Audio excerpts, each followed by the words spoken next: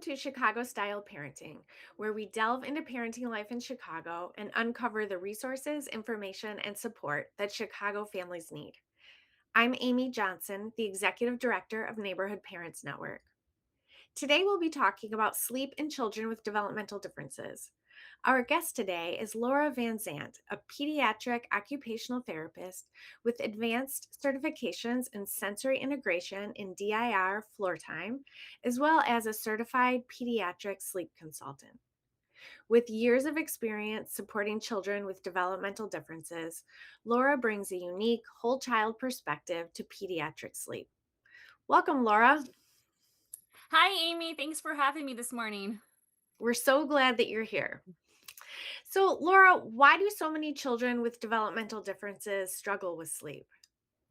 So, Amy, I think that's a really great question, and it's a really great place to start with. So, first of all, sleep is just incredibly complex. I think as parents or caregivers, we often think of sleep just starting when we do our bedtime routine and the moment we put our kids in bed. The reality is, though, sleep is far more complex than that, and sleep often starts from the moment our children actually wake up in the daytime. So everything that we do during the daytime really influences our children's ability to fall asleep. Children with developmental differences have so many different underlying things going on with them. They might have sensory processing difficulties, communication difficulties, and on top of that, they might even have some underlying medical difficulties that can really make it hard for them to be able to fall asleep at bedtime when it does start.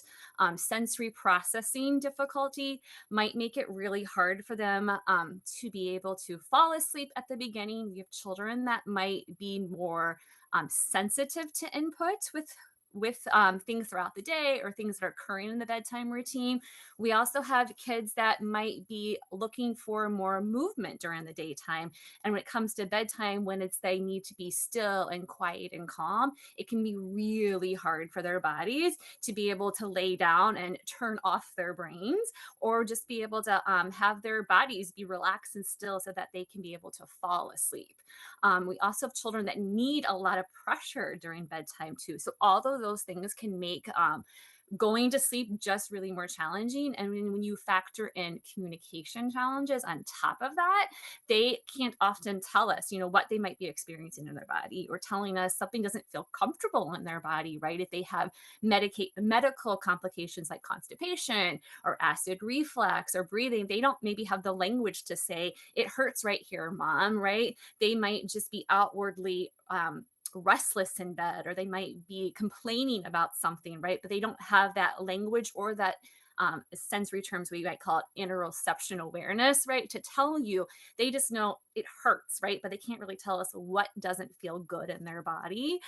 So sleep is just complex, right? It's not as easy as turning off the lights, go to bed, I'll see you in the morning, right? There are so many factors that our children with developmental differences are experiencing throughout the day that can just make it a lot more complicated for them. Wow, I never thought of all that. I definitely never thought of your sleep starting when you wake up in the morning and you get up. And then when you add on all those other things that you're talking about, that's a lot. It is a lot, right? I know. I Yeah. didn't think about how complex sleep can be as an occupational therapist, but it really does start from the moment they are waking up throughout the day, and just all the different factors that they're having to compete with and deal with throughout the day. Chicago parents discover a school designed for neurodivergent learners ages 9 to 15. Wander Through Wonder Academy offers a small school environment, personalized support, and hands on learning that help each child feel seen, supported, and ready to thrive. Learn more at wanderthroughwonder.org. What are some of the biggest misconceptions you hear about sleep in children with developmental differences? Yeah, I think that's also a really good question to start with. So I think parents a lot of times are just told, well, that's just typical, right? They just that's what's normal for them, right? That I think is true. I think children that might have developmental differences, we do know that sleep is more challenging a lot of times for those children or those adults. But I don't think that has to be the reality that our parents are in, right? I think there are lots of little things that we can do that may not make sleep perfect, right? But I definitely think there are things that we can do to make it easier for everybody, not just that child, but everybody in the whole entire family with kids. So, again, while it might be true that sleep is more challenging for individuals with developmental differences, I do think there are things that can be done to help them. Um, I think, another misconception that families might hear is and this is with any children, right? You just need to be more consistent, or just let them cry it out, or just shut the door, they'll be fine, you'll see them in the morning, right? But I think what we already talked about, right, is children with developmental differences learn things differently, they process things differently in their body, right? So what might work for one child may not necessarily work for the next child, because when we think about children just like us, we're all unique, we're all different, right? We all have different ways that we learn best or that we cope with things best, right? And I think when we especially talk with children that have unique learning profiles, we need to really think about that whole child and what makes them unique and how can we support them. So again, not just it's not a one size kind of fits all method for our children. We really need to again look at that whole big picture. And then we talked about earlier too, right? Like the biggest misconception is sleep just doesn't happen at nighttime. We need to look at that whole picture and what's happening during the daytime with our children. Are they getting enough exercise? Are their sensory needs being met? Are they having time to connect one on one with their caregivers, right? When I think about sleep, and this is definitely my developmental relationship based model, right? Sleep is a huge separation from our caregivers, right? Our children with developmental disabilities, because of their different learning profiles, they often look for that relationship with their caregivers, right? We're supporting them so much during the daytime, and now we're saying, you need to sleep by yourself. That's a huge difference from them. And we really want to kind of take that into consideration and be able to support them, because during the day they're just dealing with a lot from um, learning, from navigating social situations, changes that are happening during the daytime, right? That's a lot that their little bodies are trying to deal with and figure out. And now we're saying, you're okay, you need to go to sleep, right? And we really need to, I think, be aware of those so that we can really support them. And the last one I would say, I Yeah. think, the one of the other biggest misconceptions, that somehow it's the parents that are to blame. And I think that's just the biggest detriment that we can do to any parents. I think parents with, especially parents with developmental disabilities, are just working incredibly hard. I think they are doing the utmost best that they can be doing. And the reality is, I think they probably have tried a lot of different strategies. When it has come to bedtime too. I don't think it's a matter of they're failing or they're not doing enough. I think they actually are doing everything possible that they can do. And that really they are the parent that they need to be to those parents. And they haven't done anything wrong. It's just sometimes it comes to their child's neurological system is just wired a little bit differently, right? And our job as educators, or our job as sleep consultants or occupational therapists, is to really help those parents understand their children so that they can also feel empowered, not just when it comes to sleep with things too. That's such a comfort. I think parents parents feel so much guilt around so many things, and there's no reason to feel guilty if you are trying so many. Yeah. If your child is not sleeping, you have probably tried so many things and are trying so many things. I also didn't think about the change in messaging that we're giving them when we're supporting children all day, and now we're saying at night, now go and sleep by yourself. That is tricky. I hadn't thought of that. Yeah. Um, you touched on this a little bit, but why is bedtime sometimes the hardest part of the day for many children? Yeah. So you're right. I did. So like we mentioned again, I think children with developmental differences, one of the most common things that we know is that they process sensory information a lot differently, right? They're just inherently wired to kind of think through things differently. For again, it could be very different reasons. We don't necessarily know what's causing sensory processing differences. We just kind of know that that's typically part of that profile. So at the end of the day, I like to think sometimes our kids are just running on empty. Right. We think of sensory processing or regulation skills. We like to think of it as many different cups. So we have one cup for like our auditory system, one for our vestibular, our proprioceptive system, right? We have lots of different cups. And throughout the day, those cups are constantly being pulled from, they're being emptied out. Maybe they're being refilled. We had someone kind of give us the right sensory diet we need. We had someone just give us one on one attention, right? And we're giving a little bit more back into that cup. And at the end of the day, we take all these different cups that we have and we put them all into one big cup, right? Sometimes, right, the day everything went really well in that day and that cup's just overflowing, right? Our child is very regulated, they're well rested, everything just kind of seemed to align. Sometimes, though, that cup is not overflowing, right? And maybe it's a little bit more empty that day. And that day, that child's just had a really rough day, right? They're not able, maybe they had a test that popped up, maybe a fire alarm happened, right? There was something unexpected that happened during the day for school. Maybe they just didn't sleep well. Maybe my sandwich wasn't the right cut that day, or who knows, right? Sometimes we don't know necessarily, but it just was a little bit harder that day for them, right? So that cup is just not as full. So when we think about that, right, we just know that that days might be a little bit more harder for that kid. Children work really hard during the day. I think they got to attend to teachers, right? They need to sit still at the at school a lot longer than maybe we used to be able to require to do, right? There's just a lot more demands on our children, and all of that takes a lot of energy and a lot of mental stamina through our kids, right? And so at bedtime, now we're telling them it's time to be quiet, you need to relax, right, and be able to go to sleep. And I think sometimes in that stillness and that quiet, that's when, they might be able to tune into, oh, that I had that cramp in my leg all of a sudden. That during the day it was fine because I was distracted, but now it's quiet and I start to realize, ooh, that doesn't feel really good. Or those mosquito bites, you're my son, are out camping, right, all of a sudden start itching at bedtime, right? Or all of a sudden that tummy starts hurting for pieces, and maybe it's because they need to go to the bathroom, maybe they're a little anxious, maybe they're scared, right? But I think when it's that stillness that happens is when those kids really are able to start tuning into those sensations, right? And that can again make it really tricky. It's just like when we've had a really long day, right? All those things start, our brain starts spiring and our brain starts going, and it can just make it a lot harder for us to be able to again turn it off and be able to fall asleep. Yeah, I can relate to that. That's when my brain starts spinning. Same, When I'm especially when I have a podcast in the morning time, right? I start right. thinking about everything that I want to say, being organized, and it can make it harder for me to fall asleep. JCFS Chicago offers mental health care, disability services, and support for every family. Visit jcfs.org. What are some early signs that parents might see to help them tell the difference between a typical sleep challenge or typical sleep challenges and signs that something more might be going on?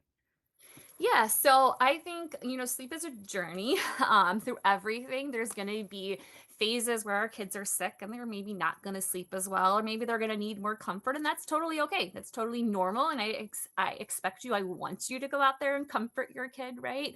There's going to be travel where things might look a little bit different out of the routine. So sleep's not always going to look perfect in our life, right? Things are going to come up with it, and that's okay.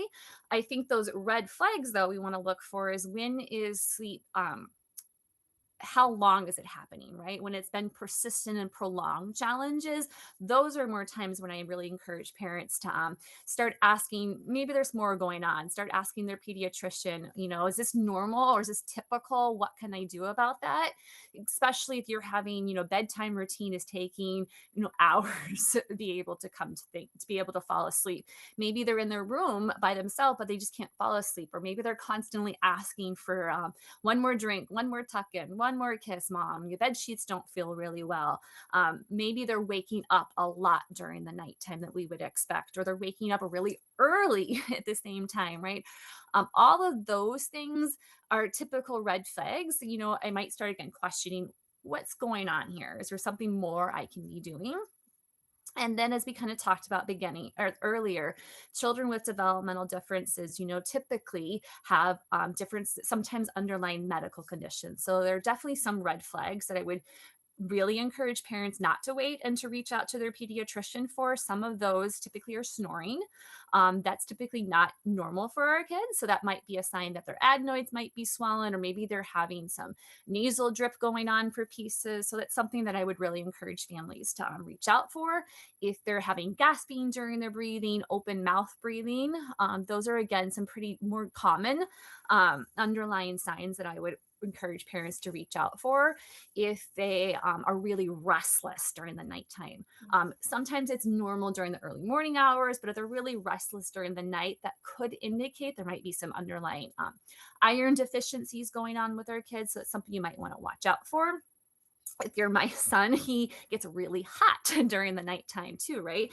So those thermal regulation issues too. Sometimes that might indicate there might be other things going on with them too that we just really want to again reach out to your pediatrician so that they are aware of that and kind of get looking at that overall broader picture, because it may not just be behavioral that my kid is constantly asking for me. There might actually be something going on that we can support for our kids. Oh, that's good to know. I didn't think about that. Like an iron deficiency, that's I think for many people fairly easy to address, and so why not like take Usually, some yeah, it time can to get be, that but looked at, yeah. for example. Yeah. How does occupational therapy provide a different perspective on sleep? And what can parents start doing tonight to work towards improving their child's sleep? Yeah. So occupational therapists, right? When we're trained to look at the whole picture of the child, right? We don't just think about sleep as, again, what's happening at bedtime. We try to take that bigger picture. I think sleep consultants are trained to do that too, try to look at that bigger picture. But our education, you're right, we have a much broader scope, and especially sensory processing. Again, medical, we have a lot more experience with those underlying medical things and who those providers might be that you might want to reach out to. We normally have kind of our own network of people and providers that we've worked with and trusted to that might be able to kind of support you. I think we're also really trained in that collaborative approach too, right? Of working with other team members, speech therapists, if they have a physical therapist on the team. Some of them might have a GI on the team or developmental pediatrician, even if they're an ABA provider that might be on their team. I think we're very much trained in how to do that collaborative approach with pieces. And then again, that just sensory processing, I think, is the biggest piece of that puzzle with things. If children, might have be struggling at bedtime, and they might be struggling for the same reason, right? They might have difficulty going to sleep, or it's not the same reason. They might be having the same behavioral output of being able to fall asleep, right? But the reason might be very different for that. And I think, again, having an OT who's able to kind of zoom out and think about all those different reasons that might be going to sleep can be really helpful. So a child might be struggling to go to sleep again because maybe their sensory systems are a little bit more hypersensitive to things. When I mean hypersensitive, right, they're more aware. So maybe the fabric of the bed sheets, right, the cotton when they're sleeping in sleep shorts, kind of it irritates their legs with pieces. It doesn't feel really good on their body, right? You might want to go to like a jersey knit fabric that's a little bit softer for them, or maybe they get really hot during the night. So maybe you want bamboo sheets, or you might want to have cooling sheets or extra fans in the room. Again, if you're my son, I go to because he gets really, really hot at bedtime. All those things can an OT might be able to look at, because we're looking for the sensory perspective of bedtime, not necessarily the behavioral part of bedtime. That same child, again, who might be having difficulty going to sleep, might have more difficulty because maybe it's anxiety or maybe it's fear, and they're an older child, right? They don't want to be separated from their caregiver. And so I think OTs have a lot of different tools in their toolbox. They can pull from mindfulness strategies, empowerment strategies, role playing, pretend play. We'll talk about that in a little bit. But those are some different strategies that I think OTs can really bring to it. And I think also just the creative side of being an OT. I think we're really trained to again look at that profile of that child and what makes them unique, what makes them fun, what's motivating and interesting to them, and how can we tailor a sleep profile to them. So I can just give you an example, right? Maybe it talks about how an OT might write a similar plan, but it might just be a little bit more tailored to that individual, right? So I know myself, I was working with a 9-year old too that likes space a lot of times too. So part of his sleep plan is we came up with a lot of sleep mantras or sayings that he could use for empowerment that were all geared towards sleep or geared towards space for him, right? Like he's floating into space, we're going to go to this next planet, and that's going to help you be able to fall asleep with peace. There's our astronauts have to work really hard. So things that he can do. We also did a lot of like progressive muscle relaxation, which I don't think traditional sleep consultants are necessarily trained in. But that progressive muscle relaxation, right, can help kind of just in a very systematic way, in a very routine and regular way that we know helps support regulation. Kids can go through themselves and kind of do like a body scan through them, and then we made like a sleep reward system for him, but it was an astronaut going through space for all of his different the different stages he was going to kind of help him be able to independently be able to fall asleep with him. And my son loves race cars, so his plan was geared toward like race cars for him. Cairo One helps busy families feel their best. Schedule today at cairo1.com. That's really helpful to know that if you have a child who is under the care of an occupational therapist, you can definitely bring up the sleep struggles if you're having them, and they can really walk you through that and the perspective that they have on your whole child and not just Mhm. one of them. Yeah. Yeah, and I mean, I think OTs are they're just so great. Obviously, I'm an OT. I like to talk about myself, but I do think one of our strengths is that we really try to be very client centered and really trying to think through that again, that perspective of that individual and what are their interests, what are their strengths like, right? And really trying to play off of those as well as then we kind of look at that whole bigger picture of them. And I think you asked too, I didn't answer this question, or some things parents can be able to do, Yes. because there's a Yes. lot, right? And we've already kind of talked about a lot, and I think it can be overwhelming. Especially, our kids have a lot of different therapists that are seeing them, right? And it doesn't necessarily have to be, this complex plan that we need to do. It can be that way, right? And we can be really intentional on really kind of step by step help them through that process. But I think there are some easy things that parents can do just from the beginning without having this comprehensive plan, right, to help their support. I think Yeah. two of them is again looking at that whole picture. We kind of talked about that. And I think that's kind of a theme throughout this whole conversation, right? Is that bedtime is not just what's happening at bedtime, it's really what's happening throughout that entire day with our kids and really being mindful of that, especially when we talk about our school age kids, right? Again, they've usually been sitting a lot more, just trying to be intentional about giving them opportunities for movement, giving them opportunities to unwind throughout the day or have some choice in things too. A lot of times, I think choice can be a very powerful tool, not just for sleep, but through everything with our kids. Is, do you want which toothbrush, which pajamas do you want to use, right? Anything like that. It just helps children or individuals feel like it's a partnership and that they have some say in things and they're not just constantly being told what to do. I think that can be, just a very powerful thing, that whole day approach with our kids. It's talked about a lot and I have to bring it up too, but even like screen time and blue light, and not to say that you those things are bad. I think you just have to use them intentionally, right? They're wonderful tools that you can have, but just being mindful, a half hour before bed. Maybe I don't want to have them on during that time. If my child as a movement seeker, being thinking about, well, instead of them running around, I'm going to do more heavy work during the nighttime with them. I often encourage parents, to be detectives. Is try to come up with your own like log of activities too. I know that takes time, but trying to watch how do my kids respond to certain things too.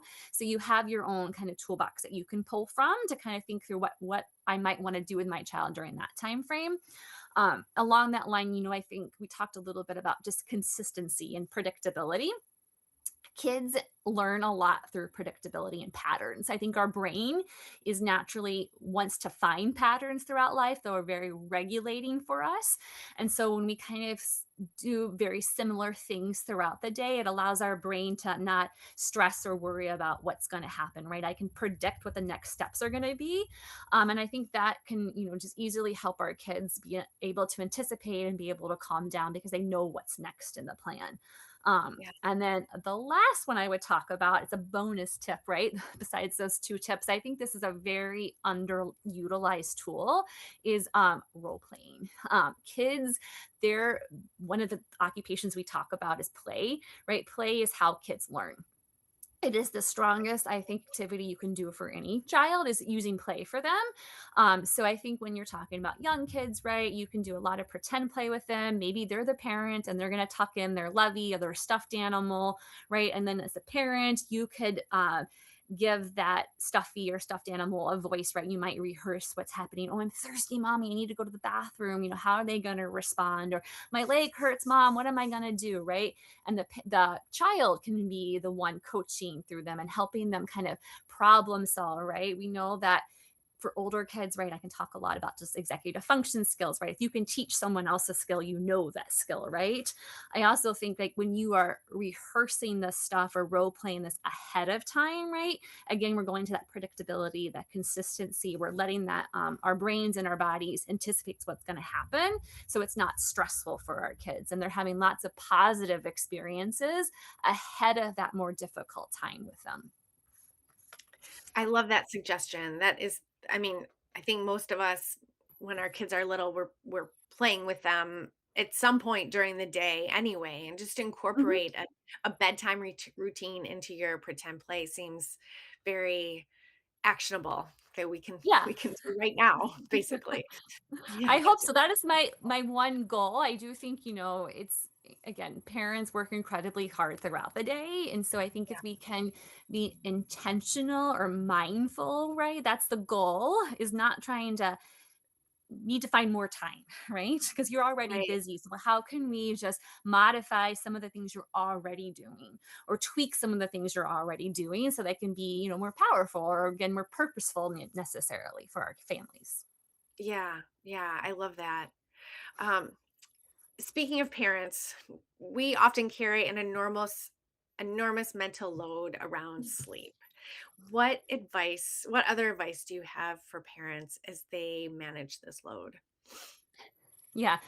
Um, Grace, I think is the biggest Yeah, one, right? I think again, it, parents work incredibly hard, and I don't think we often talk about that sometimes. I think when parents are going through, therapy or anything, the focus sometimes is so much on that child, and we forget, right, the child is part of a bigger picture, right? It's a whole family dynamic.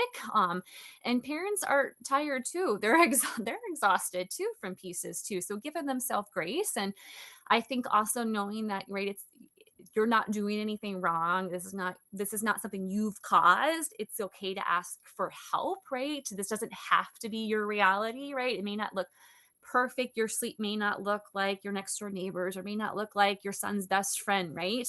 Your sleep journey might look different, and that's okay, right? But I also think that it doesn't have to be that way, right? If you want help or you want support, I think there are things that we could do, potentially, right, that will make sleep easier for you guys, right? I don't think, sleep impacts everybody in that whole family, and when everybody's able to get some rest, then I think everybody benefits from that. So I think our kids just, they need us just as much as we need our kids, right? It's a dyad between things, and we want to support everyone in that picture. yeah. So sleep might look a little different for everyone, but if you're having trouble, give yourself grace and reach out for help because it's there. Yeah, I Yeah. think so, and I didn't mention this also, but I also think, it's worthwhile is that, remembering to, right, you're your expert in your child. I think anytime that you're reaching out to a sleep consultant or another professional too, I think feel free to share information. You know your child the best, right? And it should be a really partnership that you're having with your provider, and that they should be listening to you and being able to have those conversations, right? I think our roles are never to judge a family or never to criticize a family, right? But it's to be open and hear them and listen to them, because I think they have very valuable information that can be part of that whole team approach with them. And I think they can provide just as much, details with them as we kind of support them through that process. Yeah, for sure. Thank you so much, Laura. I really appreciate you being here today and talking about this with us. This was some great actionable information that parents can take away. Um, Thank you so much. How can parents reach you if they'd like to follow up with you? Yeah, well, thank you for having me, Amy. First of all, too, I'm glad to be here and just kind of shed some light onto, what sleep looks like and what sleep could look like for families too, and letting families know there is support out there, whether that's me or anybody else, right? Ultimately, I Yeah. just want families to be able to have that support. But if they're wanting to contact me for information, they could do it various different ways. So my business is Nurtured Night Sleep. So you could go directly on there on my website, nurturednightsleep.com. And on there, there's usually like an ask me area, and it comes to an email will come directly to through my website to my email account. They could also, if they're on Instagram or anything like that, they could go on Instagram, which is Nurtured Night Sleep Consulting. So it's long. Hopefully, there's a little I can't think of the word right now. A Hyphen? typo at Yeah. the end of this, Oh, dialogue at the end of this, right? They could go to yeah. and find it. Oh, mhm, Um, yeah. and then on that too, on the bottom of there is my cell phone. I use my cell phone for a lot of times talking through families. They can text me if they want to do a discovery call. Normally, what happens is families will reach out, and then I will reach out back to them, and we call them discovery calls, which is just a little Q&A, get to know each other, right? Kind of we go through a brief history, what support might look like, and then from there we kind of decide what the next steps might be for the families. Well, that sounds great. Thank you so much, and you're right, in the show notes, we'll have all that information that you just went through. That's right. And Um, like show notes. I know there's some word for this. So. right, what's the word? Well, we got it. Thank you so much. Listeners, we really hope that you enjoyed this episode. Check out our show notes for a link to learn more about Laura and her business, Nurtured Night Sleep. In our show notes, you can also tell us what else you'd like to hear about and who you'd like to hear from by completing a quick form. Hit the subscribe button to stay in the loop, and we'll see you around the neighborhood.